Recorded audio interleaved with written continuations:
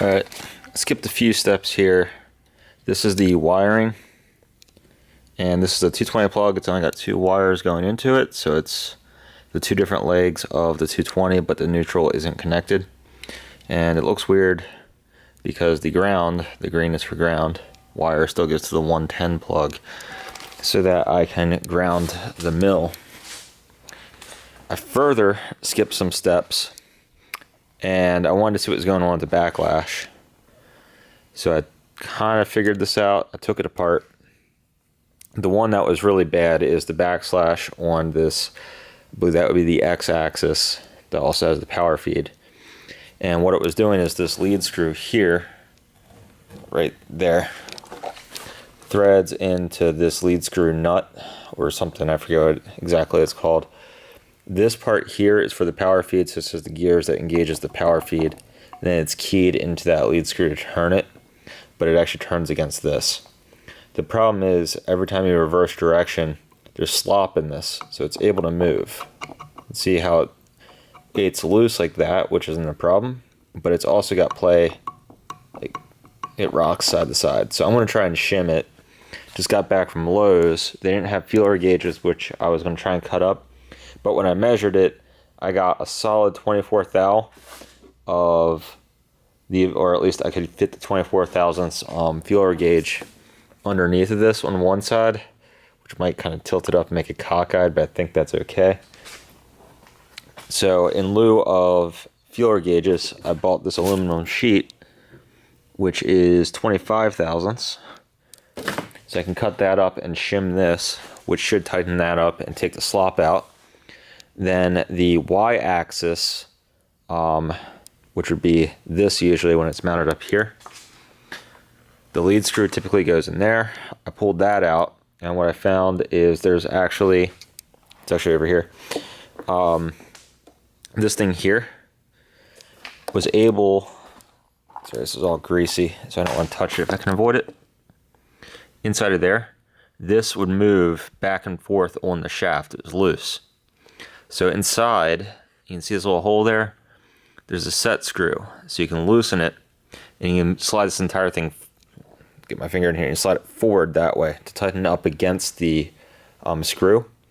And you drive the set screw back in and tighten it, and it takes all the slop out.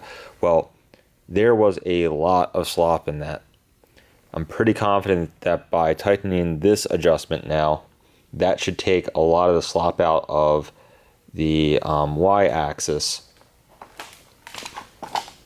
And hopefully the lead screw itself really doesn't look that badly worn.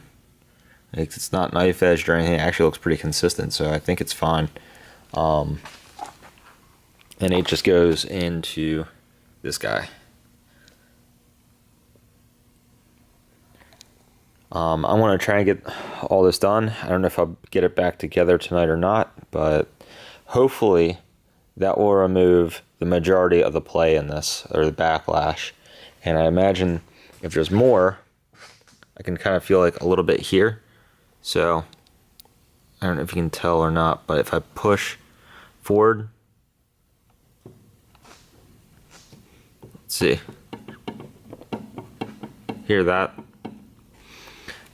This should have a very similar adjustment in it where I can take that that set screw, I can loosen it, shove the this knob forward to meet the lead screw, and take that slop out.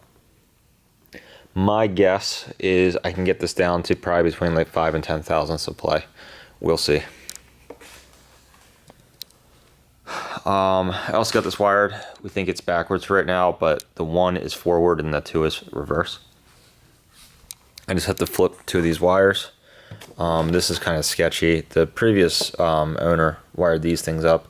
2 of them fell out, so I had to recrimp them with different terminals I have. So they're a little bit more solid, but the terminals are not designed to handle wire this thick, which is, I don't even know why this is on here. I don't think it goes to this machine. It's only a 1/2 horsepower motor, doesn't actually use that much power. So there's no need to have wires that big on it, but whatever. It works. And I got it wired up to the extension cord on this side with the ground. The white wire coming off of here, I'm running behind the mill, is the ground wire, so the mill is grounded. I'm not really comfortable running this thing without a ground, which is actually how the seller demonstrated it. That's about it on the mill side for right now. I'm trying to knock this out, get it done. It's kind of a dirty, greasy job because there's a lot of oil and grease on this to keep it well lubricated and to stop it from rusting. So I'm going to get back to that. Also, as an aside, since it does go through this channel, whoa, and not trip over stuff, we're making progress on the engine swap on the E39. The transmission's actually in the car right now. It's so tight, it is wedged between the transmission, like the top of the transmission tunnel, and the mounts and the sway bar and everything. So we have to remove some insulation, and we're probably going to cut the tunnel out to make room for the shifter. That wasn't really something that we expected to happen. That's the empty box over here, but I'm sure we can deal with it. Another issue we had was the turbos didn't have any room to mount in here, so I took the turbo off. What we're doing now is the turbo is going to get mounted low down in here, and it's going to be the same thing on the other side, and we're going to run the exhaust back underneath of here. So we've got the exhaust coming into the turbo from here, running straight down there, exhaust coming back out here. Intercooler is going to live up in this region somewhere. We'll probably need a scavenge pump for the oil, but that'll be okay. That will keep the turbos out of the way, be pretty stealthy, and it will give us a boatload of room up front for anything we might want to do. That's all for now. I'm going to try and get this mill running.